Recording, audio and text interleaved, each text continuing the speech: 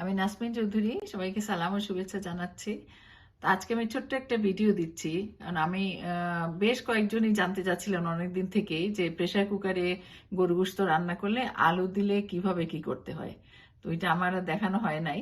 তো আজকে আমি সংক্ষেপে দেখিয়ে দিচ্ছি। আমার কেউ দেখতে চাইলে আমার বিফের ভিডিও তো করেই আছে। তো আলু দিলে যতটুকু মশলার মাপ আছে তার চেয়ে একটু বেশি মশলা আর তেল একটু বেশি দিতে হয়। এটা আন্দাজ করে দিয়ে দিলেই হবে আর কি, কারণ আলু তেলও শুষে নেয়, মশলাও একটু বেশি লাগে। তা আমি এখন এই 2.5 পাউন্ডের মতো গোশত এখানে আমি সব মশলা দিয়ে মাখিয়ে নিয়েছি, ওইগুলো দেখালাম না আলাদা করে। এখন আমি বসায় দিচ্ছি। তারপর যখন ইয়ে হয়ে যাবে, প্রেশার যখন রিলিজ হবে, 3 মিনিট দিয়ে আমি বসায় দিচ্ছি আর কি। তারপরে আলু যখন দিব তখন আমি দেখাবো। আচ্ছা, এখন আমি 3 মিনিটে দিয়েছিলাম। তো কখনো 2 মিনিট দিই, কখনো 3 মিনিট দিই। তো 3 মিনিট দিয়ে হয়ে গেছে এখন। তো এই বন্ধ অবস্থায় মানে মশলার গন্ধটা অর্ধেকের চেয়ে বেশি কমে যায়। এখন যেটা আমি করব, নর্মাল চুলার মতো ব্রাউনিংয়ে দিয়ে দিব। ব্রাউনিংয়ে 4-5 মিনিট হলে পরে তারপরে আলু দেব আর কি। তো এইটি এই আমি ব্রাউনিংয়ে দিলাম, দিয়ে এখন একটু ঢেকে দিব অন্য একটা ঢাকনা দিয়ে। প্রেসার কুকারের ঢাকনা কিন্তু না। ঠিক আছে, এখন 7 মিনিটের মতো হলো। আমি একটু এখন আলু দিয়ে দিব আর কি।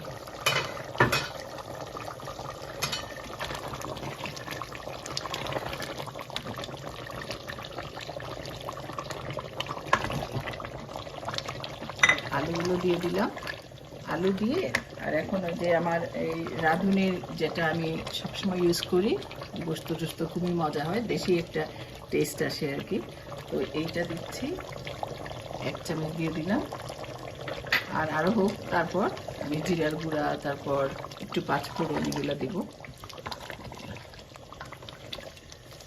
একটু নেড়ে, পানি তো আছে, পানি এখন না দিলেও চলবে, বা একটু পরে একটু পানি দিয়ে দিব।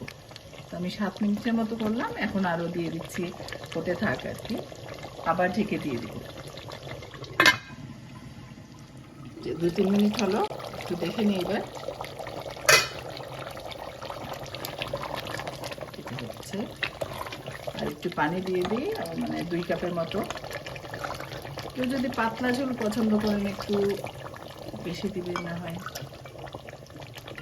আমি আর 2 কাপ পানি দিয়ে দিলাম, দিয়ে আবার একটু ঢেকে দেব। আরও ধরেন পানিটা হতে হতে আরও 5-6 মিনিট পরে আবার একটু দেখব। এই যে 6-7 মিনিট হলো, 6 মিনিটের মতো হলো, একবার দেখে নিই একটু।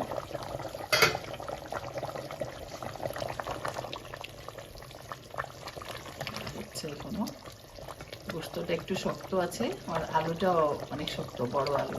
কেউ যদি ছোট আলু দিতে চান তাইলে আরও পরে দিবেন, 7-8 মিনিট হওয়ার পরে দিয়ে দিবেন।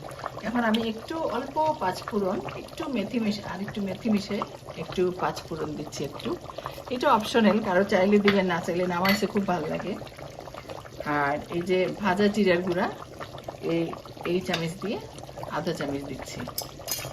ভাজা জিরাতে একটু কড়া গন্ধ হয়, এই দিয়ে আরও 4-5 মিনিট, 5-6 মিনিট হয়ে গেলে হয়ে যাবে। আর কেউ যদি বেশি সময় আর করতে চান তো করবেন, আর যদি দেখেন গোস্ত শক্ত বা আলু শক্ত, তাহলে আরেকটু সময় ব্রাউনিংয়ে রাখবেন, আর না হয় বন্ধ করে 1 মিনিট হাই প্রেশারে দিয়ে দিবেন, তাইলে হয়ে যাবে। ঠিক আছে, আরও 4-5 মিনিট পরে আমি আবার দেখব। 6-7 মিনিট হয়ে গেছে, তো হয়ে যাওয়ার কথা।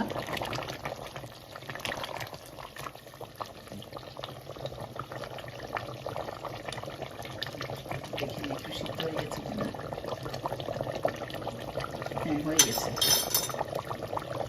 আলু মোটামুটি। তারপরে এটা বন্ধ করার পরে তো অনেকক্ষণ চুলাটা চলতে থাকে, তখন আরও হয়ে যায়। তো একটু ঝোল রাখলাম, পরে আলু কিন্তু পানিটা শুষে নেয়। আন্দাজ মতোই ঝোল আছে, হয়ে গেছে। কেউ চাইলে এই সময় আবার একটু জিরার গুঁড়া, একটু রাঁধুনির মশলার গুঁড়া একটু দিতে পারে, এটা যার যার ইচ্ছা। কিন্তু হয়ে গেছে পুরোপুরি। তো এটি আপনার এখানে করার যেটা সুবিধা আর কি, কোনো চুলা টুলা নষ্ট হলো না, আবার বারবার দেখতে হলো না, জাস্ট বসিয়ে খুব নিশ্চিন্তে হয়ে গেল। চুলায় রান্না করলে যে অনেকক্ষণ নাড়তে হয়, এ করতে হয়, এইটা। আর আরেকটা জিনিস, আমি বেশি পরিমাণে করলে আমি সাধারণত 4-5 পাউন্ডের মতো করি। তো বেশি পরিমাণে করলে প্রেসার কুকারে অনেক সময় নাড়তে অসুবিধা হয়, খুব একটা কষানো যায় না। তখন আমি বড় একটা ডেকচিতে ঢেলে, আর ঠিক যেভাবে আলু দিয়ে করলাম ওইভাবে খুব হাই হিটে দিয়ে, আর এই বড় চুলায় বড় হাঁডিতে দিয়ে এটা করলেই চলবে আর কি। তো খুব অনেক আগে হয়ে যায়, এমনি নর্মাল চুলায় করতে যতক্ষণ লাগে তার চেয়ে অনেক কম সময় হয়ে যায় এবং খুব মজা হয় জিনিসটা। তো ঠিক আছে, আমার হয়ে গেল। এবার বন্ধ করে দিলাম চুলা। এটি হওয়ার পরে একবার দেখিয়ে নিই, দেখেন কত ইজিলি হয়ে গেল। চুলা নষ্ট হলো না, বারবার দাঁড়িয়ে নাড়তে হলো না, খুব ইজিলি হয়, লাইফটা অনেক ইজি হয়। এই জন্যে আমি এত বলি সবাইকে যে একটু ট্রাই করেন।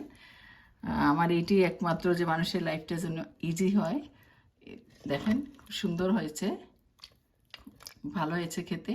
এখন আমরা বাটিতে নিয়ে নিব, আর একটু ঝোল রাখবেন, দিলে পরে পানিটা টেনে নিলেও সুন্দর থাকবে। যে বাটিতে নিয়ে নিলাম। ঠিক আছে, আপনারা রান্না করে দেখবেন। আমি অনেক দিন থেকে এটা দিব অনেক দেরি করে ফেলছি। ঠিক আছে, আশা করি আপনাদের সুবিধা হয়েছে দেখে আর কি। ঠিক আছে, ভালো থাকবেন সবাই, খুদা হাফেজ।